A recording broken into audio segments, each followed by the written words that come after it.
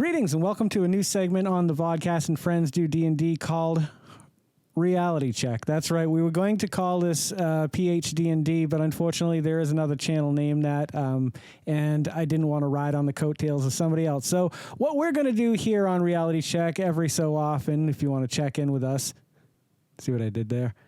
Tonight, for example, we're going to take a look at the ramifications of using the teleport spell. That's right. What ramifications does it have philosophically on a person, their being, their mentality? Anywho, you'll learn a little bit more of our point of view on that as we take a look at teleport tonight. So I hope you guys really enjoy this, and let us know in the comments below if you'd like to see more. Take care, guys, and I'll see you a little bit further on down the road. So remember when we were talking about this, and I said, it got me thinking about the teleport thing and cloning. And I don't think I mentioned cloning, but the teleport thing and cloning yourself a new body and how the teleport spell works in D&D, if it's like Star Trek, and what that meant philosophically. Like if it's in Star Trek, to really nerd out here. No, feel free. I don't know Star Trek, so yeah, go ahead. Okay. When you use the teleporter, what it does is it breaks your body down, takes that pattern, and converts it to data, sends it to another teleport pad where your body is reassembled using that information. So new atoms, right? Your atoms from point A are obliterated.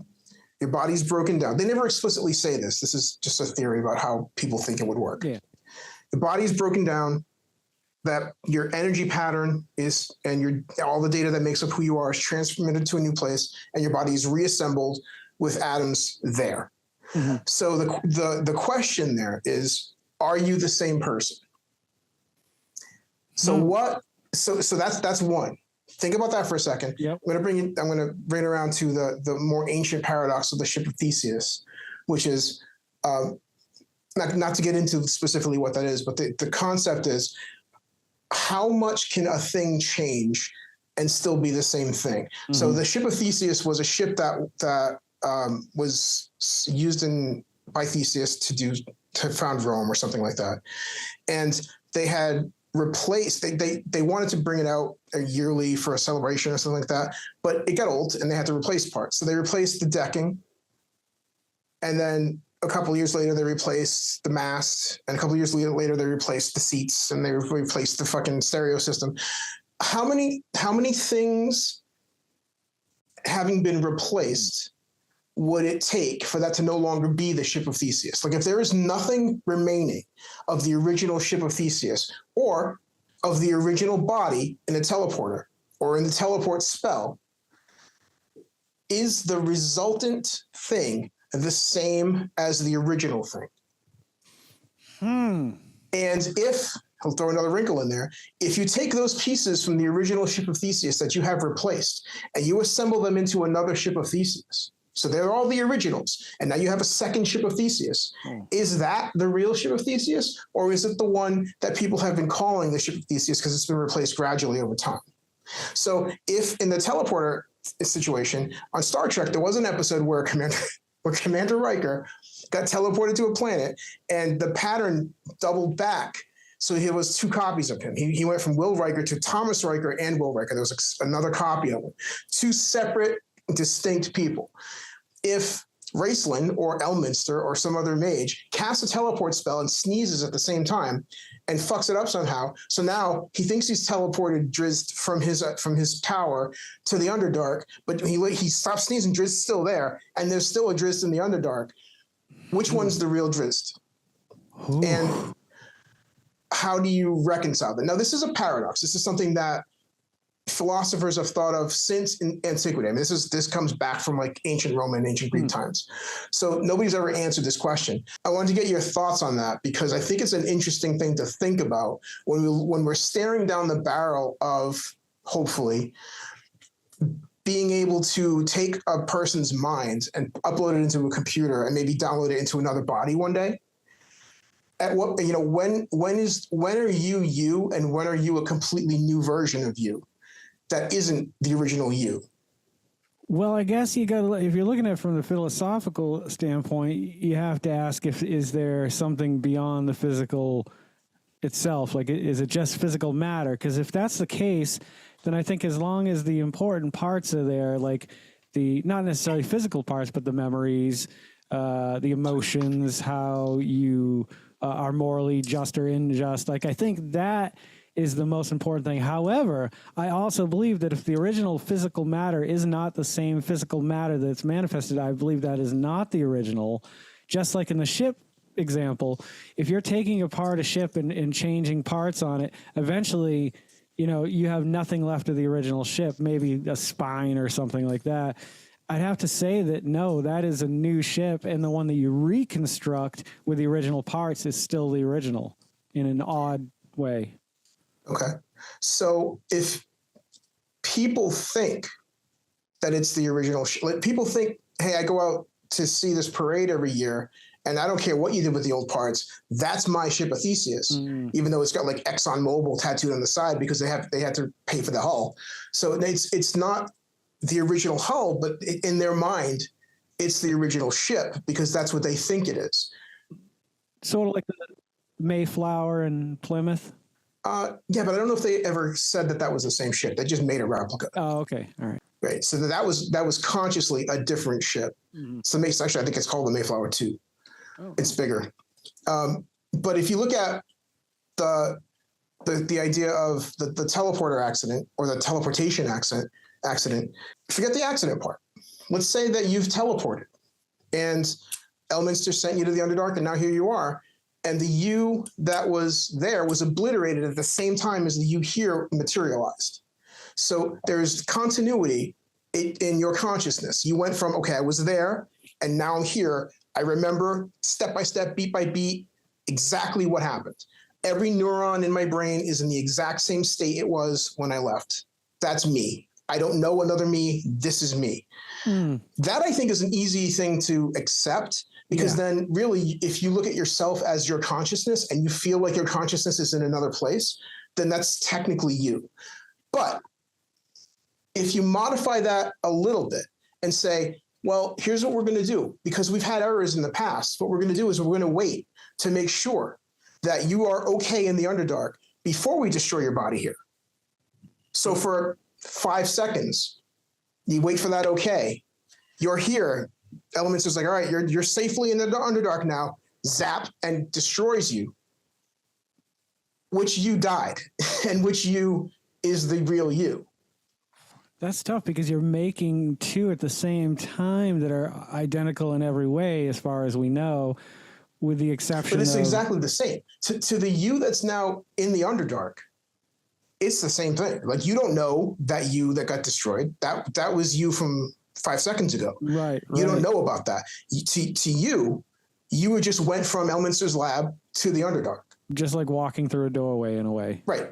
Nothing's changed. Huh. Right. Yeah, that delves a little bit deeper than I was thinking about it. I don't know. Like, and especially if there's two, there's definitely some weird consequences of having two identical beings, and then the willingness of one to just be destroyed, knowing that they've continued on, because now your conscious is kind of technically in two places at the same time. Yeah, I don't think willingness I don't think willingness comes into it, because if you said, oh no, don't worry, we sent you there, you're fine, we're gonna kill you now. You're like, fuck that. No, I'm here. I'm still here. I want to go there. Yeah. I think that changes it entirely. Like morally, from not Elminster and not Driz. If you look at it as a third party, like, well, that's murder, right? You made a copy of him somewhere else, but now you're murdering this one. So in the clone example, if you could get yourself cloned, because let's say your body is about to die and you want to put your mind into a new body, you get yourself cloned, that you will bring your mind online in that new body before they shut you down in case they fuck up and have to do it again. Are you okay with that being you living on, or are you okay with? Or are you thinking, well, now I'm going to die anyway. There's just this fucking asshole who stole my memories and now is pretending to be me. He's going to go bang my wife. Oh, I want to say I'm okay with it because it is me in a sense, but it's not me in another sense. Like, it's like... There's no continuity of consciousness. Right. I mean, there is for the copy, but there isn't for you. And if you're still conscious because they need to make sure it worked out right, there are those moments between the end of this old physical being that's retained new memories, whether they be 30 seconds of memories or, you know, Right. like that. Yeah. Right. Memories of jealousy and anger and pain. Yeah. Right. Right. So is Elminster an asshole? Should you just have taken the long way? I mean, I think if that, I think you might as well walk or take a griffin or something like that at that point. Like, I'll just walk. Right. It's cool, man. Yeah. So let's take that and create a spell out of it that, you know, improved teleport. Like teleport without error. Right. Exactly. That was what, like an 8th level version of teleport? I don't know if it still exists though in the new editions. I'm trying to look. I think they thought that was crazy. Let's dumb this down for the kids. I feel like teleport without error, you could bring people with you too, couldn't you? Or could you do that with the original teleport? I have no idea, dude. Okay, so based on the description, this spell instantaneously transports you and up to 8 willing creatures that you can see within range, or a single object that you can see within range to a destination you select. If the target an object, it must be large or smaller, and it can't be held or carried by an unwilling target. The destination you choose must be known to you, and it must be in the same plane of existence as you. Your familiarity with the destination determines whether you arrive successfully. The DM rolls a D100. Teleport. I love the second. I didn't love the second Dungeons and Dragons movie that ever came out, but there is a scene where the wizard teleports the party, and she teleports her arm into a wall of just stone, and they have to cut her arm off. It was like the coolest thing. I was like, it's seeing it in action. Like, you can fuck this up and really mess it up. Yeah, that's how you meet Gale in Baldur's Gate. He's stuck in the teleport stone. It shows the influence over, you know, D&D really has grown and grown over the last 10 years. Like, there's been these just waves of like, it's cool and everybody should play it. And then it's just like, oh, this sucks. I think Stranger Things brought it back. Yeah. My problem with it is it's like a very abbreviated version. I know it's a TV show and they can't have a whole game, but like it felt like things were like, nah, it's not really how that works. And one last thing about the teleport thing, and I think what I came to as my conclusion was what people call the soul is what is important when you're talking about that. Like first off, I don't believe in souls. I don't believe in any of that. I think what people call the soul is this certain attunement to a stream of input, like your consciousness. You are used to feeling and touching and smelling and seeing things in your body. So if there's no interruption in that for you, you are the same person. But if there's now 2 copies of you, there's 2 of the same person. Yeah. I don't think those are separate people. I think it's just like how the timeline split in any metaverse story. Right? There's just 2 copies of the same person. If you look at it from like a criminal justice standpoint, like let's say 1 copy of you, like let's say you kill somebody and you're wanted, but you teleport now to another place. That is a whole nother you with the same memories of killing and all the guilt and all the feelings that you had from killing there, but also here in this copy of this original of you that the copy is made from. Which one do you put in jail? That brings up something too. Is okay. What if there's a dark side to the teleport spell, and every time you teleport, it's a branch, and your other continues on, and the one that teleport continues on in a separate branch of this timeline. Imagine that, and you never knew about it. That would be a cool and interesting. Well, I mean, you would kind of know every time you try to teleport and you don't go anywhere. Like from your perspective as the original, the teleport spell just didn't work. That's true. But it did, because there's now a copy of the entire metaverse or entire universe where you started a new one. Yeah. So yeah, I mean, I don't know if that works in the way that you're thinking. It's an interesting thought, but certainly the person who thinks they should have teleported and didn't will know that something is up.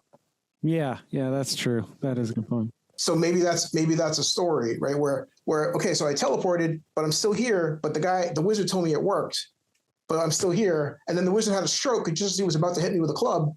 So now there's two of me. How do I go find out what that other me is doing? And then you go to another wizard and he opens a portal and now you're in that other dimension. Now there's two of you. Yeah. Right, that. Yeah, having to reconcile realizing what teleport has actually done in this case, or in every case, yeah. And you go to that other world, and your parents are still alive there, even though the Joker killed them in the alley in this one. Yes. To just mix all the metaverses together. I know. I love using comics as a resource, or I used to. I don't really read many comics anymore, but like I remember when I did split it. Like there's something happened. I can't remember what it was in the game, but I made all the characters. Like Janek's spell dancer became Janek's blade dancer, and Shirak. Yeah. That's fun. That's fun to mess around with, and just feeding off of comic storylines and sci-fi and fantasy. There's so much to pull from. Yeah. That when you run out of an idea, you can just pretty much look at it. That's why I liked GURPS. I like the idea of GURPS because it didn't tie you to any setting. No. So you could roll there was no reason you couldn't have a wizard next to a CIA agent because all the rules work together. Yeah. So it was kind of cool. But as a GM for that too, it's neat because you can just pick, all right, you can use these books to create a character from. And the simpleness of just being all D6 is really kind of fun too. I love having my sets of dice, but I haven't rolled dice in a real game in, 6, 7, 8 years. Stupid. I bought some dice from Fan Roll or whatever it is, Liquid Core dice. They're cool to watch, but I'm like, why did I buy these? I don't play D&D. I bought dice, a little dice tower, and a little thing to roll them into. Like, why? Why did I do that? You can just sit around and roll your own dice. Just sit there. Yeah, that's not too pathetic. Even my cats are laughing at me. Am I going to get McDonald's? Am I going to get Wendy's? Am I going out to eat? Roll away, and life will be easy from this day forth. Except I just roll ones all the time. If there was something as a DM that I do, what would you say would be the worst thing? Like, I'm open to it. I'm open to critique because I can only improve. The worst thing, again, like I said, I played with you, I played with Dave, I played with Brian Almeida as the DMs. You ran the most fun games. Dave's games were not as good, and Brian was way too rules focused. Brian enjoyed Dungeons and Dragons from the tactical aspect, but not from the actual enjoyment aspect. Yeah. So he killed the entire party one game that we were playing because there were assassins after us and he poisoned the whole party. He's like, "Are you going to eat that?" I'm like, and we were talking about something else. I'm like, and we'd ordered food at a tavern. He's like, "Do you eat the food?" I'm like, yeah, I ate the food. And I'm going back to talking. He's like, "All right, you're all dead because you all ate the food and you're all dead." And then that was the end of the game. And it was like the third game. So this is how Brian did it. The way you do it, I think, like that wouldn't happen in your game. No, that something would have, some intervention, some Deus ex machina would have happened to stop that. Which is good it's bad for the realism aspect, but I'm playing the game. I don't want to play a game to go to work. So make it fun. I think you do that really well. The only thing I would say is you're a little bit of a Monty Hall DM, at least in the games I played, where the magic was flowing fast and free. But that was probably my fault because I was always overly enthusiastic back then because I was like a child playing D&D because I had never played when I was a kid. So I don't know. I guess I just took advantage of that. I remember that one game where we killed like 50 true trolls and we went up like 10 levels in one game. Like, that shouldn't happen. No, shouldn't happen. Yeah, and I've learned a lot since then. But there is that balance of like rule friendly and rule heavy, where my main goal is I want to see where the players take their characters. Like I always ask for a backstory. I want to know a little bit about them so I can use that later on. Yeah. And so killing off characters always is something I've tried to avoid. I don't think it's the DM versus the player, but I have killed players like in a party and allowed them, to carry the body, or if they had the ability to raise the dead or something like that. Like I always try to like leave an opening, which I guess that is still a weakness too. I should be willing to kill a character. It's just real tough for me. Like I want the player to have fun. That's the main goal. I like creating the story, this world that you're going to live in, that hopefully you're going to enjoy your time there. Like I don't want to make it miserable and worrying all the time. But I do like the idea of, never knowing, could I die tonight? Is this the night that we face that, dragon or whatever, and we don't walk away? So, right. Yeah. Right. Because if you don't have that, then it's not a game. It's not fun. But there's no jeopardy. You need the jeopardy to make it feel like you accomplished something. Yeah. Yeah. Well, magic items, that's another tough thing. Like, I've tried to dial that back too. Like, I love the excitement of, like, you finally beat something and then all of a sudden there's all this treasure and, like, I've got, they find this, this, and this. But then I forget sometimes later on, I have to deal with that as a DM. Like, you now suddenly have a Vorpal sword and, right. Elven chain. Like, how much did you regret the deck of many things? The deck of many things in the old days, I don't know, like, it opened up a lot of interesting situations that happened to the party. It was usually like the game would end and then Jess and Artie would be like, time to pull some cards. And they'd start pulling. I'd be like, all right. I love the deck of many things. And now there is the deck of many more things, which I have thrown into the game. And the party promptly threw out of the game. They wanted nothing to do with it. So I kind of felt my players out. I'm like, I don't have a problem integrating chaos into like a game. If my game is going in this direction and a card that they pull just suddenly blows that up, like, it's almost like I have to be on my toes, and it's fun for me. So yeah. I mean, it was fun to just watch them pull cards, but it didn't make sense in the game because like, you stop the game at a logical point and then you start pulling. So, all right, we're about to fight the dragon. Let's play cards and see what happens. Yeah, it didn't make a lot of sense. But it was more fun playing with you guys than with anybody else for me. But again, never having really played that many games. So one game I did play with Dave and Jacob. It was me, Dave, Jacob, Ryan, who I don't think you know, and Moby. And I decided I wanted to play a Psionicist. I think it was 3rd edition, and I just gotten the Psionics rule book. So I played a Psionicist. Jacob played a Psychic Warrior, which is a Psionicist with a fighter somehow, and then Moby was whatever he was, and Brian was a fighter. And there was a lot of, since Dave and Moby lived together at the time, there was a lot of conspiring between Dave and Moby against everybody else. And not just them, but also Jacob. It was like Jacob, Dave, and Moby creating this whole other game, and me and Brian just showing up and getting shafted the entire time. So at some point, I had, like, my character, I was playing a female Psionicist, and I had Moby's character, and Moby was a monk. And I never got along. So I decided, well, you know what? This isn't fun for me anymore. I don't want to play. Like, I don't want to play anymore. I'm done. So, I stopped. But then I found out, Jacob told me that as soon as I left, Moby killed my character and threw her into a volcano.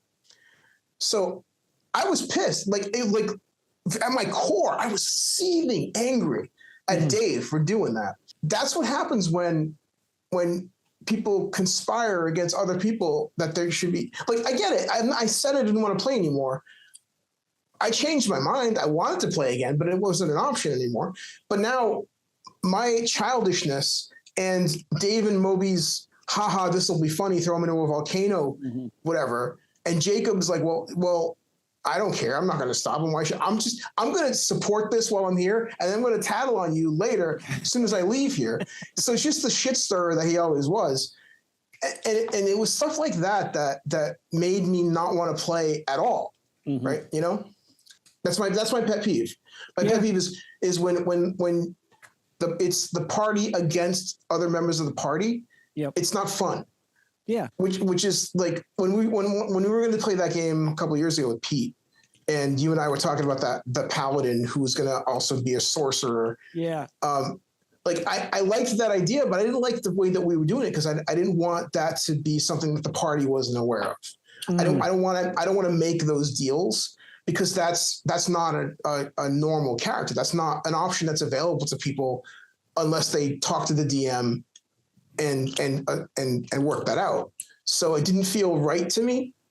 I was going to do it anyway. It was going to be fun. I mean, but I disagree though. I think a DM and a player talking behind the other players' backs. I do it with every single player, though.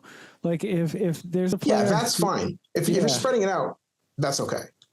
And if everybody knows, like if everybody knows that that's the way this game works, great. If it's behind someone's back, though, that it's not cool to do that to a person. No. And I think I've ran into that before, the whole Alistair story. The Alistair story, I loved it because like this good character turned evil and wanted to dominate the world. And I really liked the way it was going, but at the same time, it caused animosity. And me as a DM should have been, hey, listen, Alistair, I love what you're doing here, but it's making it hard for the rest of the party to have a good time. Like it's really the DM's job to step in and do that. And I'm weak in that regard. But now I find myself playing a character, Valen Vesconchi, who is a neutral evil character in this Ravenloft campaign. And there so happens to be another wizard in the party. And all I can think about is killing him. All I want to do as a player or as the character is eliminate him. Like, he is a threat to me. I don't want him in the party. And I haven't gone behind his back, but I will start doing things, I think, in-game just to let him know. If it's all in game, if everybody's there and it's all in game, fine. If you're telling the DM, hey, I'm going to slip this into his pack. I want it to explode when he opens it. That's not cool, right? You can't. I mean, I get that. From the game perspective, it might be interesting, but it only creates, I don't know. I admit wholeheartedly that I am a thin-skinned little bitch. So it's probably fine for most people, but for somebody with my type of personality, it was not okay. Right. So, but now he's dead, so it doesn't matter. Yeah. Pretty much a lot of people that you played with are gone now. That's yeah, everybody. Dave, Moby, Jacob, all dead. Ryan's still around. Brian's still around. And all you guys are still around. We all got to start watching our backs. The D&D lords are against us. Yeah, well, they shouldn't have conspired against me. Don't go to sleep with a catch it in your pocket.